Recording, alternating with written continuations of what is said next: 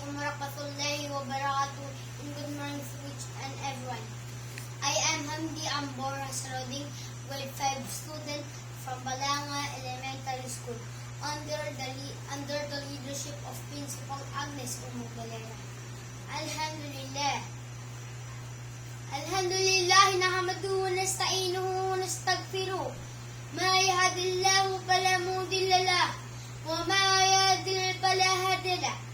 Wa ashhadu an la ilaha illallah wa ashhadu anna Muhammadan Rasulullah sallallahu alaihi wa ala alihi wa khulafaihi rashidin wa zawjatihi amma ba'd.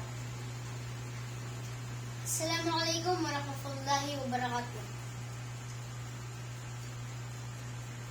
Mga kapatid, sa pananampalatayang Islam, ang maudo o magiging paksa po natin ay ang taadabu thumma taqallamu. Sa wikang English, knowledge first before knowledge.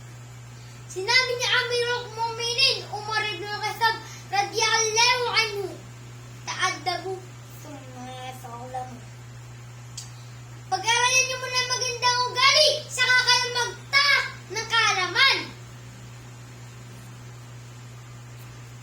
Ipinawatag ni Allah subhanahu wa ta'ala kay Propeta Muhammad sallallahu alaihi wasallam na kahit siya ang pinakamainam na propeta sa lahat ng propeta ay hindi pa siya nakaligtas sa kaigitan at kalagayan ng pagiging mabuting asal o ugali sa mga tao. Kaya sinabi niya sa banal na Quran, innaka la'ala khuluqin adhim. Surah Al-Qalam, verse 4. Katotohanan ni ikaw Muhammad sallallahu alaihi wasallam ay nagtataglay ng dakilang pag-uugali o waran sa magandang asal. Ang ugali ng Muhammad sallallahu alaihi wasallam ay Quran. Dahil sabi niya Allah subhanahu wa ta'ala, waqsinu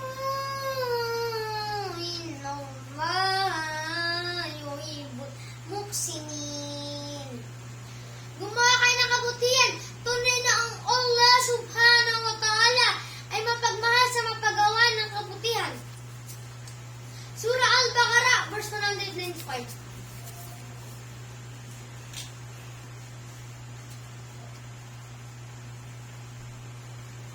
Mga kapatid, sa pananampalatayang Islam, kahit gaano kalaki ang iyong kaalaman, kapag masama naman ang iyong pag-uugali, ay ito kapakipakinabang.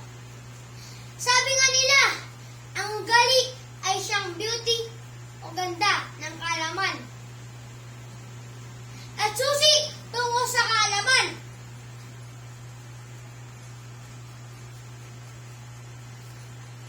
Ang pagkakaroon ng magandang ugali ay mas mainam kaysa malawak na ilmo o kaalaman. Ang adham ay siyang outward appearance ng kaalaman kasi ito ay isang bagay na hindi nakikita pero doon nakikita sa isang ugali ng tao. Yung sugo ni Allah subhanahu wa ta'ala ay kanyang sinabi sa maraming hadith kung gaano ka-importante ang magandang ugali. Dahil ang salat, tahajjud, at zakat, at kahit ano pang samba, pag hindi na nagkaroon ng magandang epekto sa atin at hindi yan naapektuhan ng magandang ugali natin, ay napakadelikado natin sa kabilang buhay. Allahu Akbar!